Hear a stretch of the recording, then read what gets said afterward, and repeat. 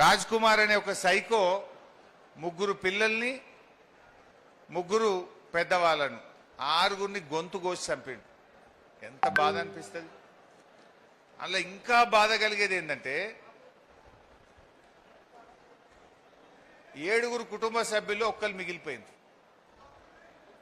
ఆ ఒక్కరెవరంటే ఒక అమ్మాయి, పాపం చిన్న పిల్ల, చెవులు వినబడవు, మాటలు రావు, కాళ్ళు లేవు. ఆ అమ్మాయి పరిస్థితి ఏమైతుంది ఒక్కసారి ఆలోచించండి. ఇంతకాలం వీళ్ళే ఆ అమ్మాయికి నోట్లో కలిపి అన్నం పెట్టిండ్రు, ఆ అమ్మాయిని బాత్రూమ్ తీసుకుపోయిండ్రు, ఆ అమ్మాయికి స్నానం చేయించిండ్రు, ఆ అమ్మాయికి బట్టలు వేపించిండ్రు. ఇప్పుడు ఆ సైకోగాడు ఆ పిల్లని ఒక్కదాన్ని ఇడిచిపెట్టి మొత్తం 6గురిని చంపిండు. ఎంత బాధ. ఇది పూర్తిగా రేవంత్ రెడ్డి వైఫల్యం. పోలీసు వాళ్ళు చేయాల్సిన పని చేస్తలేరు. పోలీసు వాళ్ళని రాజకీయాలకు బీఆర్ఎస్ పార్టీ వాడు ఎవడన్నా చిన్న ట్వీట్ పెడితే వాని మీద సాయంత్రం కల్లా కేసు పెడుతురు, పట్టుకపోతురు. మరి ఈ సైకో రాజ్ కుమారు అమ్మాయిని రేప్ చేసినాడు. మైనర్ అమ్మాయిని రేప్ చేస్తే 45 రోజుల పాటు పోలీసు వాళ్ళు ఎందుకు అరెస్ట్ చేయలేదు? 45 రోజుల పాటు మీరు అరెస్ట్ చేసి పోక్సో చట్టం కింద వారిని జైలుకు పంపితే ఇవాళ ఈ 6గురు ప్రాణాలు కాపాడబడేవాళ్ళు కదా. రేవంత్ రెడ్డి వచ్చినాక ఇలా ఆడపిల్లలున్న తల్లిదండ్రులు భయపడే పరిస్థితి ఏర్పడ్డది. పోక్సో కేసులో ఒక నిందితుడిని కాంగ్రెస్ పార్టీ నాయకుడు, రేవంత్ రెడ్డికి సన్నిహితుడు, ఒక మార్కెట్ కమిటీ చైర్మన్ 20 లక్షల రూపాయలు లంచం తీసుకొని వారిని అరెస్ట్ కాకుండా ఒక రేపిస్టును కాపాడింది కాంగ్రెస్ ప్రభుత్వం. ఒక రేపిస్టును కాపాడింది. పోలీసు వాళ్ళు ఆ రేపు చేసినంత కూర్చొని మందు తాగింది. పోలీసు వాళ్ళు వాడిని అరెస్ట్ చేయకుండా 45 రోజులు టైం ఇస్తే వాడు కోర్టుకు పోయి బెయిల్ తెచ్చుకున్నాడు. 20 లక్షలు ఖర్చు పెట్టిండు, వచ్చి ఆయనతో 6గురిని ఊచకొత్త కోసిండు. నిన్న ఒక ఆయన రేవంత్ రెడ్డి గారిని ఆంధ్రప్రదేశ్లో వెనకైన పేపర్ బాయి పేపర్లు ఎత్తుండే గోడల మీద పెయింటింగ్ రాతలు రాస్తుండే రేవంత్ రెడ్డి అని అన్నాడట. అది ఉన్నదే అన్నాడు, నిజమే అన్నాడు. గోడల మీద రాతలు రాస్తోడిన పెయింటర్. అరే నేను ముఖ్యమంత్రిని, నన్ను పెయింటర్ అంటే వాడిని పోలీసు వాళ్ళు పోయి పట్టుకొచ్చి లోపలేసి పరిస్థితి. మా గీత ఏదో పోస్ట్ పెట్టి గీతమ్మ మీద కూడా పోలీస్ స్టేషన్లో కేసు పెట్టారు. నల్లబాలు అని పటాన్చెర్లు ఉంటాడు. ఓ చిన్నగా రేవంత్ రెడ్డి తప్పు చేసిండు అని ఒక ట్వీట్ చేస్తే వాడిని పట్టుకపోయి పాపం జైల్లో పెట్టిండ్రు. మరి రేపు చేసిన మాత్రం మంద అవుతురు పోలీసు వాళ్ళు కూర్చొని. ఇది రేవంత్ పాలన. అంటే మహిళల పట్ల, సైకోల పట్ల ఈ ప్రభుత్వం ఎంత ఉదాసీనంగా ఉందో మనం ఇలా అర్థం చేసుకోవాల్సిన అవసరం ఉంది. సెటిల్మెంట్లు పోలీసు వాళ్ళు దేనికి వాడుకుంటున్నారు? ల్యాండ్ సెటిల్మెంట్లు. ఇందాక రాంగ భూపాల్ రెడ్డి అంటుండే మా దగ్గర కూడా నారాయణకెళ్ళ సెటిల్మెంట్లు బాగా అయిపోయినాయి అన్న. ఒకటే పోలీసు వాళ్ళు ఓవుడు మామూలు వసూలు చేసాడట. సెటిల్మెంట్లు పెరిగిపోయినాయి.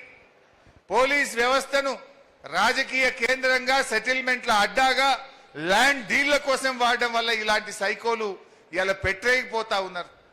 ఇవాళటి వరకు రేవంత్ రెడ్డి ఒక్క మాట మాట్లాడలే ఆ సైకో మీద. పక్క రాష్ట్ర ముఖ్యమంత్రి మాట్లాడిండు, ఇది అన్యాయం, ఇట్లా ఈ రకంగా ఆడపిల్లల్ని కోడి మెడ కోసినట్టు గొంతు కోసి చంపితే ఇది చాలా బాధకరమైంది అని చెప్పి ఇవాళ పక్క రాష్ట్ర ముఖ్యమంత్రులు మాట్లాడుతున్నారు. కానీ రేవంత్ రెడ్డికి చీమ గుట్టినట్టు లేదు. అంటే పాలన గాలికి వదిలేసినటువంటి పరిస్థితి. ఇది ఇట్లా ఉన్నది. మొన్న నీళ్లు కావాలి, కరువు వచ్చిందని మేము మాట్లాడినాం. కరువు వచ్చిందా? మీకైతే మంచినీళ్ళే వస్తలేవు, సాగునీళ్ళు ఎక్కడి. మంచినీళ్ళు కూడా రానిస్తలేడు రేవంత్ రెడ్డి. ఆ సంగతి కూడా చెప్తా. కరువు వచ్చిందా రేవంత్ రెడ్డి, కన్నెపల్లిలో కట్కొత్తు అని మేమన్నాం. కట్కొత్తవా రేవంత్ రెడ్డి అంటే నీ పీకలొత్తుతా అంటుండు. అంటే అడుగుడు తప్పట.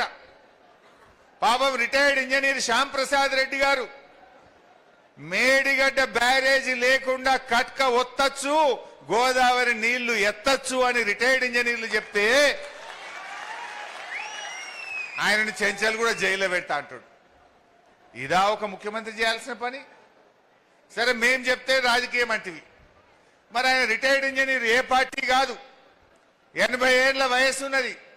కరువు పడ్డది, కష్టం వచ్చింది, మంచినీళ్ళు దొరకటట్లేవు, కట్టుకొత్తవయ్యా రేవంత్ రెడ్డి అంటే నిన్ను చెంచల్ కూడా జైల్లో పెడతా అంటాడు. అంటే నేను అందుకే నిన్న ఒక మాట అన్నా.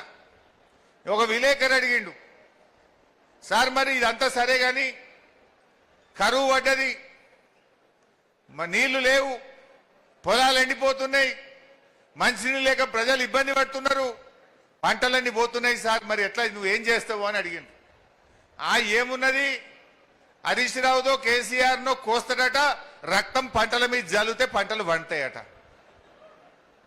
నేను అంటున్నా ఆ సైకో రాజ్ కుమార్ గానికి ఈ రేవంత్ గానికి ఏమైనా తేడా ఉన్నదా? ఏమైనా ఉన్నదా? ఆ సైకో గాడు మాట్లాడేటే నువ్వు మాట్లాడుతున్నావు, వాడు చంపిండు నువ్వు మాట్లాడుతున్నావు, అంతే తేడా. ఒక ముఖ్యమంత్రి మాట్లాడాల్సిన మాటనా? మొన్న బాల్కా సుమన్ ఏదో మాట్లాడిండు, అగో నువ్వు తప్పు మాట్లాడినావని జైల్లో పెట్టిండ్రు. మరి ఇప్పుడు రేవంత్ రెడ్డిని కూడా అరెస్ట్ చేసి జైల్లో పెట్టాలన్నా వద్దా? ఈ డీజీపీని అడుగుతున్న శివధర్ రెడ్డి, కాకి బుక్ ఉన్నది, కాకి బుక్ ఉన్నది తెలంగాణలో అన్నావు కదా, మరి నీ కాకి బుక్ కాకెత్తుకపోయిందా? ఎందుకు రేవంత్ రెడ్డి మీద కేసు పెట్టలేవు అని అడుగుతా ఉన్నా. ఎవరినన్నా కోస్తా రక్తం జల్లుతా అని మాట్లాడితే ఊకుంటారా? నువ్వు మాట్లాడితే నువ్వో నేను ఎవరైనా రేవంత్ రెడ్డి కోస్తాం రక్తం తీస్తాం రేవంత్ రెడ్డి అంటే దెబ్బ మన మీద కేసు పెట్టరా? మరి ఇలా రేవంత్ రెడ్డి ఈ రకంగా మాట్లాడితే అన్ని టీవీల్లో లైవ్ వస్తే రాష్ట్ర పోలీసులు ఏమన్నా కళ్ళు మూసుకుంటున్నారా? చట్టం లేదా? హింసను ప్రేరేపించవచ్చా? ఏ వ్యక్తి అయినా సరే హింసను ప్రేరేపిస్తే, క్రిమినల్ మాటలు మాట్లాడితే, తప్పుడు మాటలు మాట్లాడితే కేసులు నమోదు చేయాల్సిందే, ఆ వ్యక్తిని వెంటనే అరెస్ట్ చేయాల్సిందే. ముఖ్యమంత్రికో న్యాయం, నారాయణ్ ఖేడ్లోని సామాన్య రైతుకు ఒక న్యాయం ఉండదు. అది ఎవరైనా అందరికీ ఒకే న్యాయం. మా గీతమ్మ ట్వీట్ పెడితేనే నువ్వు పోలీసు వాళ్ళని తోలినావు, మరి నువ్వు అడ్డగోలుగా ఓపెన్ గానే మాట్లాడుతున్నావు కదా, మరి నీ మీద ఎందుకు కేసు పెట్టద్దు? గీతమ్మకో న్యాయం, రేవంత్ రెడ్డికో న్యాయం ఉంటుందా? గీతమ్మ మీద కేసు పెట్టినావు, మరి రేవంత్ రెడ్డి మీద ఎందుకు కేసు పెట్టరు మిస్టర్ సివి ఆనంద్ డీజీపీ గారు అని నేను అడుగుతా ఉన్నా. అంటే ఈ రకంగా ఇలా రాష్ట్రంలో మొత్తం కూడా పరిస్థితి చాలా దారుణంగా తయారైనటువంటి పరిస్థితులు. అసలు ముఖ్యమంత్రి ఎంత దుర్మార్గంగా తయారైపోయిందంటే, మా భూపాలన్న చెప్పిండు, ఇప్పుడు ఏమన్నా అడిగితే పైసలు లేవు, నన్ను ఘోషినా పైసలు లేవు అంటాడు. లేవా? మూసీ సుందరీకరణకు 1,00,000 కోట్లు ఖర్చు పెడుతున్నావు, ఫ్యూచర్ సిటీకి 1,00,000 కోట్లు పెడుతున్నావు, అందాల పోటీలకు 100 కోట్లు పెట్టినావు, నీ మన్మంతో ఫుట్బాల్ షోకులు తీర్చుకోవడానికి 100 కోట్లు ఖర్చు పెట్టినావు. నువ్వు పూరీలు చేసుకుంటే మాకు ఇంట్లో పూరీలు చేస్తే మాకు ఇబ్బంది లేదు, కానీ ఫుట్బాల్ షోకుల పేరు మీద 100 కోట్లు ఖర్చు పెట్టి ప్రజాధనం వృధా చేసినవే, అది తప్పు రేవంత్ రెడ్డి అని నేను చెప్పదలుచుకున్నా. పూరీలు చేసుకో, బిర్యానీ చేసుకో, ఏమన్నా చేసుకో, నీ ఇల్లు నీ మన్మడ్ నీ ఇష్టం. కానీ 100 కోట్లు ఖర్చు పెట్టి గా పైసలతో 4 స్కూళ్లు కట్టచ్చు, 4 కాలేజీలు కట్టచ్చు, 4 రోడ్లు వేయచ్చు. కానీ ఫుట్బాల్ షోకులు తీర్చడానికి ఖర్చు పెడితే తెలంగాణ ప్రజలు క్షమించరు.